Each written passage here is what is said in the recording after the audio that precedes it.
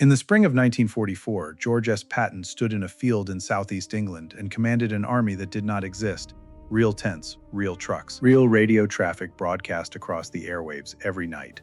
Thick with orders and unit names, nothing behind any of it. No soldier ever slept in those tents. No engine in those trucks ever turned over. The whole operation existed to convince German intelligence that the invasion of France would launch from here. Held by the one American general the Wehrmacht feared most, he would not lead it.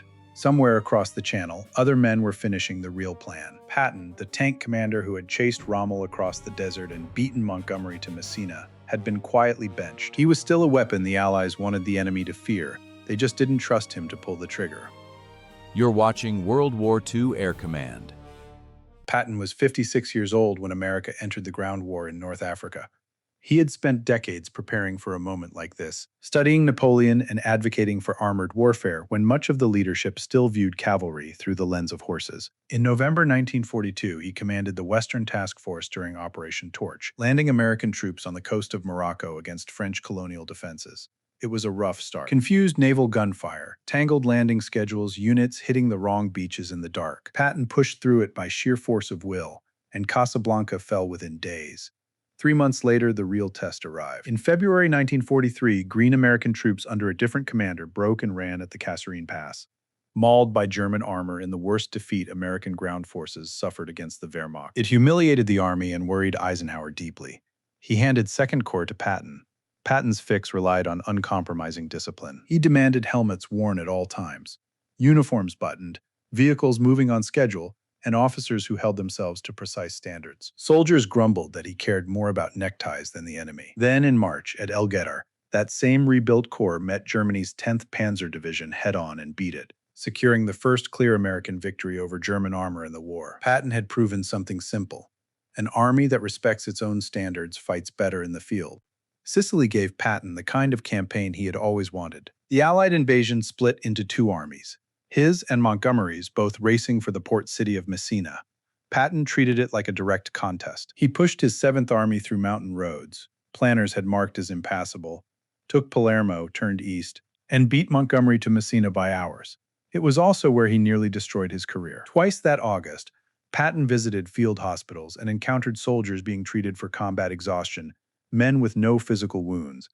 Patton, who equated combat stress with cowardice, struck both men and threatened to have one shot. Word reached Eisenhower quickly, furious. He reprimanded Patton privately and ordered him to apologize personally to the soldiers and to every division in his command. Patton stood in front of thousands of his men and apologized, his voice noticeably quiet. When journalist Drew Pearson broke the story publicly that November, the fallout was severe. Members of Congress called for his removal, and editorials questioned his fitness for command. Eisenhower retained him, but made it clear there would be no further chances. That breakdown explains why America's top tank commander ended up sitting without a command for nearly a year, while the invasion of France was planned by men who had never led a major assault. It also explains why he was standing in an empty English field guarding rubber tanks. By early 1944, Allied planners needed a specific asset: Patton's reputation. German intelligence still rated him as America's most dangerous field commander, and Allied deception planners weaponized that assessment. They gave Patton command of the 1st United States Army Group, a formation built out of rubber, plywood, and radio scripts. Inflatable tanks, canvas landing craft, and continuous fake radio chatter simulated an army preparing to cross at Calais. It worked because Patton's name was attached to the command. German leaders believed that wherever Patton went, the primary invasion would follow. As a result, while the actual assault crossed at Normandy under Bradley and Montgomery, key German reserves remained held near Calais for weeks, waiting for a force that did not exist. Patton resented the assignment, recording in his diary that he felt sidelined, while the campaign he had spent 2 years preparing for proceeded without him. Yet the deception held. Operation Fortitude South stands among the most successful strategic distractions of the war, where Patton's disciplinary exile became the exact element that made the ruse believable. On August 1, 1944, 3rd Army activated in France. Patton was back in the line. 3rd Army moved immediately into aggressive exploitation. After Bradley broke the German line in Normandy during Operation Cobra, Patton's forces poured through the breach before defensive positions could reset. Patton focused on maintaining momentum, keeping the armored spearhead advancing fast enough to prevent the enemy from establishing a firm line. In 3 weeks, 3rd Army covered vast stretches of terrain, liberating towns across Brittany and central France. The drive moved so quickly that logistics struggled to match the pace, but Patton maintained the advance, treating speed as an operational requirement. By late August, his units were approaching Metz, far ahead of the original scheduling from Allied headquarters. Then the advance stalled. It was not halted by German defenses, but by decisions at the highest command level. In September 1944, Eisenhower faced critical logistical constraints, with fuel supplies limited across the European theater. He prioritized Montgomery's drive into the Netherlands, Operation Market Garden, aimed at securing a Rhine crossing. Without fuel priority, Patton's tanks ground to a halt. Third Army sat outside Metz for weeks within sight of German positions, unable to maneuver. When Montgomery's offensive at Arnhem failed to secure the crossing, Patton's frustration grew.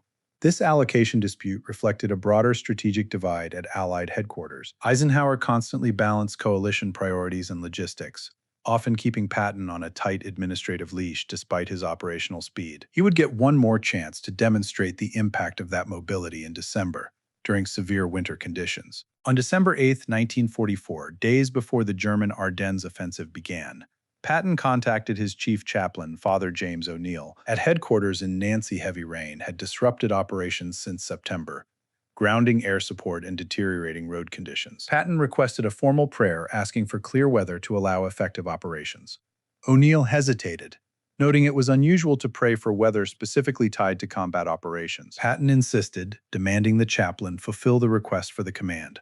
O'Neill drafted the prayer on an index card. Patton ordered 250,000 copies printed and distributed to every soldier in Third Army, along with a holiday message. To his staff, it appeared to be an unusual gesture with little connection to tactical planning. On December 16th, German forces launched a massive surprise attack through the Ardennes, driving a deep wedge into American lines and encircling the 101 Earth Airborne at Bastogne. Fog and low cloud cover grounded tactical aircraft, while mud slowed ground responses across the sector. The printed prayer cards were already in the hands of his troops, just as the major crisis of the campaign unfolded. At an emergency command meeting on December 19th, Eisenhower asked how quickly Third Army could disengage and turn north to relieve Bastogne. Most officers considered a rapid redeployment across icy roads in winter nearly impossible to execute on short notice. Patton stated he could attack in 48 hours. His staff had already begun operational planning before the conference, anticipating a major shift in direction. 3 full divisions broke contact, turned 90 degrees, and began driving north through freezing conditions toward Bastogne. On December 22nd, Third Army launched its counterattack into heavy terrain. The following morning, cloud cover broke completely. Clear conditions persisted for 6 days. Allied aircraft flew continuous support missions over the Ardennes, attacking German columns and dropping critical supply drops to the encircled troops in Bastogne. Patton later awarded O'Neill the Bronze Star for his role during the campaign. On December 26th, elements of the 4th Armored Division pierced German lines and linked up with the defenders at Bastogne, lifting the siege. While the relief succeeded due to rapid staff work and forced road marches, the sudden weather change became the defining detail of the operation. By the spring of 1945, Third Army was driving deep into Germany, pushing toward Czechoslovakia as European operations drew to a close in May. His command had covered more ground and engaged heavy enemy resistance throughout the final year of the war, following months of exile and deception duty in England. The entire campaign almost never happened. The military leadership nearly retired him following the incidents in Sicily, choosing instead to retain him, leverage his reputation for strategic deception, and commit his force when rapid maneuver became essential. Patton spent much of the war under heavy scrutiny from the command structure that ultimately relied on his operational speed. Sidelined and disciplined, he nevertheless executed the fastest army-scale pivot of the Western Front when the situation at Bastogne demanded it. He maintained that holding him back was a strategic mistake, and the momentum of Third Army's final drive made that argument difficult to dismiss. The war in Europe ended in May 1945, and the man who had commanded Third Army into Germany found peace far harder to manage than combat. Eisenhower appointed him military governor of Bavaria, a job that called for patience and tact, qualities Patton had spent his career treating as optional. In September 1945, he told reporters he saw little need for removing former Nazi Party officials from their posts, comparing the dispute to a Democratic-Republican election fight. The comment detonated in the press. Eisenhower relieved him of the Bavaria post in the Third Army Command that October, reassigning him to the 15th Army, a desk command tasked with compiling the official history of the war he had just finished fighting. For For a man who measured himself in movement, it was a quiet demotion, and those close to him said he felt it deeply. On December 9th, Patton set out from his headquarters near Mannheim on what was meant to be an ordinary pheasant hunting trip with his chief of staff. Their staff car collided at low speed with an army truck making a turn.